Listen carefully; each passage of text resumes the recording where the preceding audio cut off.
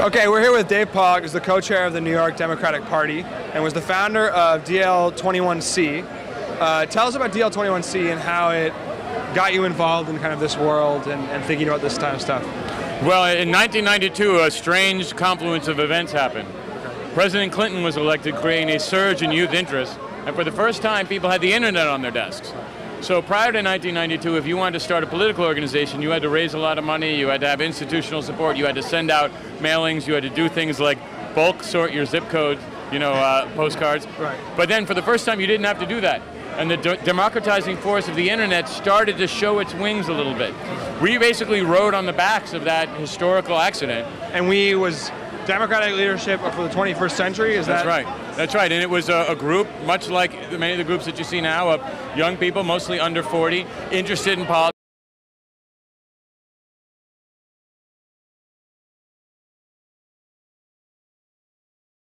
Strongly from 1992 to 2000, and I think in many ways was one of the forerunners of the many grassroots, web roots, and net roots organizations that you see being so effective today. And what you guys did was you invited politicians to come to bars to talk to young people who weren't already involved in politics. That's right, and they were like, why do I want to do that? But then when they would show up to a bar and see 75 people, right. A Manhattan borough president didn't get to talk to that many rooms full of 75 people, and certainly no rooms full of 75 young people. Right. So the fact that we could bring in a group of people that the politicians didn't have access to, all of a sudden made us very popular. And it was a social event like this one at the same time. Absolutely. We had the weddings and the divorces and everything went on over 10 years at DL21C. And so how did that move you from running that organization as it grew to where you are now, which is a co-chair of a large state party?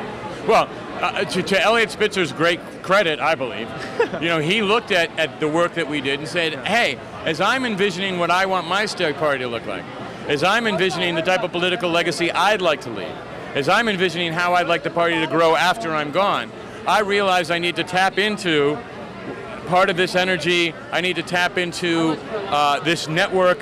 The politics is changing, I need to be part of that change. And he brought me on when he could have brought on a lot of other people that weren't part of this world, that weren't part of our world. Right. And the fact that he reached down to tap me, I think is a great credit to Governor Spitzer's vision.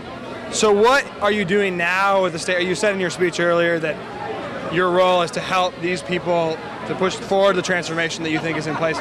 What does that mean in terms of what's happening in New York politics, and how do you think other state parties and activists around the country who are interested in this kind of thing can understand what you're trying to do to replicate it in their states? We're doing three things. The first is building the party infrastructure, mostly technological, but also it comes to list management, databases, communication. Across the country, the Democratic Party is really sort of a patchwork of strength. We as liberals have not done a good job building our grassroots, building our party base. The Republicans have done a much better job. We do a very good job writing fat checks to candidates we want to fall in love with, and we ignore, at our peril, the grassroots. We're trying to build up the infrastructure, number one. Number two is the voter file.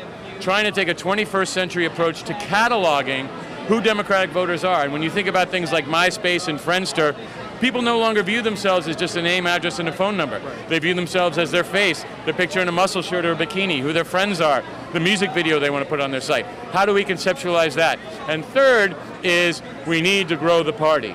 The largest growing party in New York and nationally is no party, especially among the younger millennial generation. People are not registering with party ID. We want to change that. We want to grow the party among new immigrants. We want to grow the party among the Hispanic and Latino community.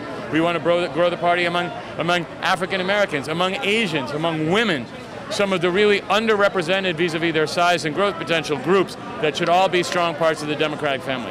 So what is going on in New York politics in terms of blogging and events like this that gels with those three things? In terms of, there are projects we're going to talk later to Phil from the Albany Project and a lot of other blogs that are having an influence on New York politics. How do they interact with the state party? In the first way and the third way of the three ways I described. The first is on the infrastructure side.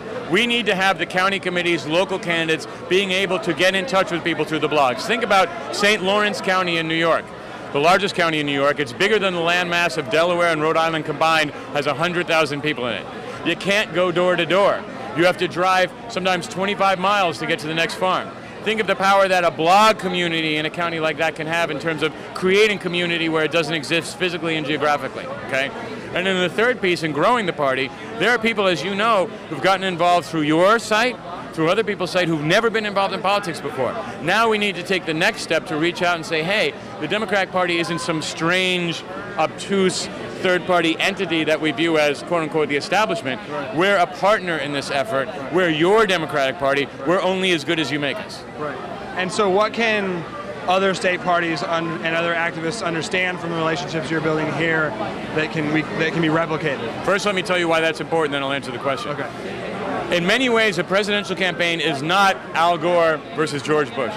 The presidential campaign is the Florida Democratic Party versus the Florida Republican Party, and the Ohio Democratic Party versus the Ohio Republican Party. And Al Gore can beat George Bush by 1 million votes, which he did. It doesn't matter if the Florida Democratic Party loses to the Florida Republican Party. What we want to do in New York is create a model 21st century political organization that can be used as a template, that we can create a basket of best practices that we can export en masse to Florida, to Ohio, to New Mexico, to Arizona, to Colorado, to Virginia, to a lot of the states now that are deciding the presidential election. Well, thank you so much for joining us. Thanks, and keep up the good work, you guys, really. You're one of the most important things on the scene politically, and we need your help. Thanks so much.